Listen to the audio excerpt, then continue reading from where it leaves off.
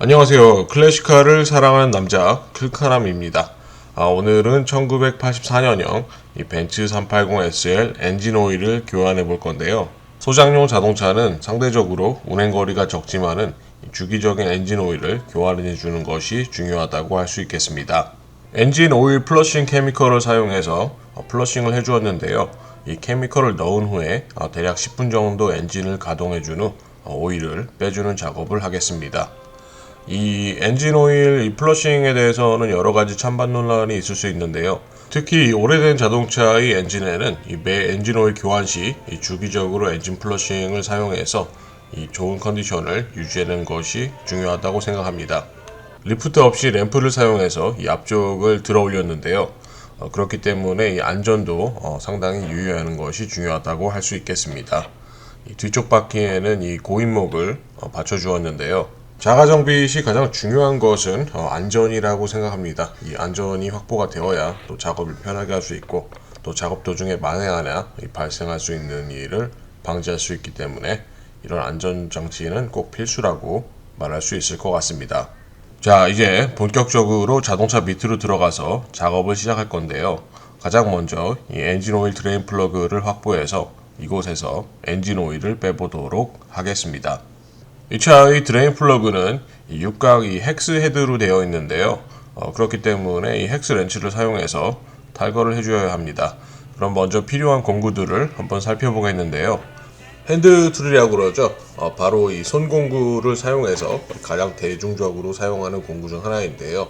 이 소켓 세트를 사용해서 이 육각 소켓을 사용해서 드레인 플러그를 탈거해 줄 것입니다. 엔진 오일을 뺄 때는 이 차가운 오일을 빼는 게 아니라 이 엔진을 돌려줘서 이 엔진이 따뜻한 상태에서 따뜻한 엔진 오일을 뽑아주는 것이 중요합니다. 그렇지만은 너무 뜨거우면은 이 작업이 어려울 수 있기 때문에 어느 정도 조금 식은 상태에서 미지근한 상태의 오일을 빼주는 것이 좋다고 할 수 있겠는데요. 충분히 오일을 빼준 후 이 오일 드레인 플러그의 이 카퍼 게스켓을 교체해 줄 것입니다. 드레인 플러그에는 항상 이 게스켓 등이 사용되는데요. 경우에 따라서 이 플라스틱이나 카퍼 또는 이 알루미늄 게스켓 등이 사용되는 경우가 있습니다.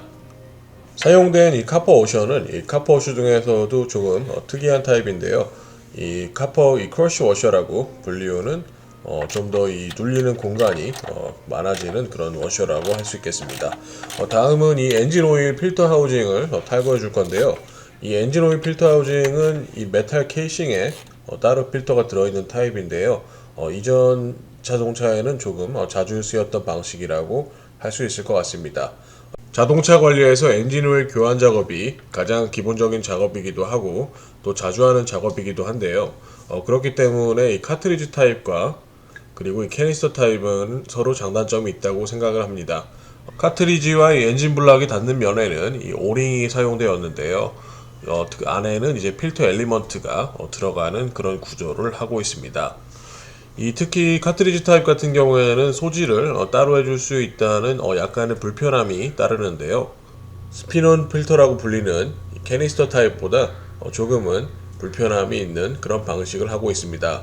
새 필터를 열어보았는데요. 이 새 필터 키트에는 필터 엘리먼트와 오링 등이 포함되어 있습니다. 경우에 따라서는 간혹 이 크러쉬 워셔가 포함된 경우도 있는데요. 이 브랜드 같은 경우에는 같이 워셔가 나오지는 않았습니다. 그래서 제가 가지고 있던 이 유니버셜 카퍼 워셔를 사용해서 맞는 사이즈로 다시 껴주었는데요. 오일 필터 하우징에 사용되는 크러쉬 워셔는 몇 번은 재사용이 가능하지만 교환 시에 항상 바꿔주는 것을 권장하는데요. 이 크러쉬 워셔는 이 볼트의 토크에 따라서 이 모양이 변하기 때문에 새 것으로 교체해 주어야 오일이 새거나 그런 현상들을 방지할 수 있습니다. 필터 하우징을 깨끗이 소지해 준 후에 이 필터와 그리고 오링 등을 장착하여 주었는데요. 이제 완성된 이 어셈블리를 오일 필터 하우징을 껴주는 엔진 블락 부분에 다시 결합을 해줍니다. 카트리지 오링과 이 접합되는 부분은 깨끗하게 세정해 주었는데요.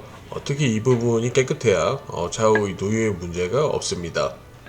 자, 다음은 이제 어떤 엔진 오일을 사용할 거냐면은 저는 개인적으로 특히 오래된 자동차 같은 경우에는 기본적인 그 오일 점도보다 한 단계 높은 점도의 오일을 사용하는 것을 선호하는데요.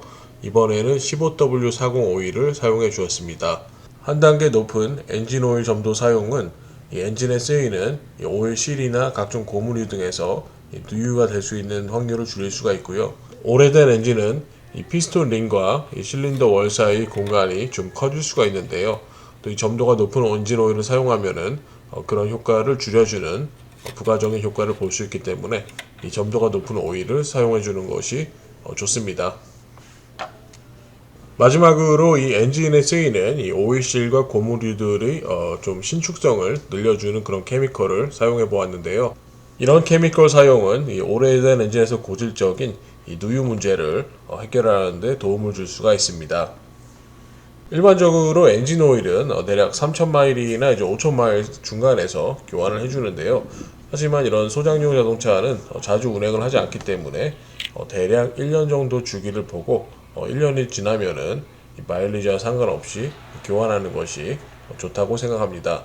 자, 오늘 클카람과 함께 1984년 벤츠 380SL 엔진오일 교환해봤는데요. 직접 정비하고 관리하는 작업인지라 더욱 의미가 컸던 것 같습니다. 항상 좋아요와 구독 그리고 알림 설정은 클카람에게 큰 도움이 됩니다.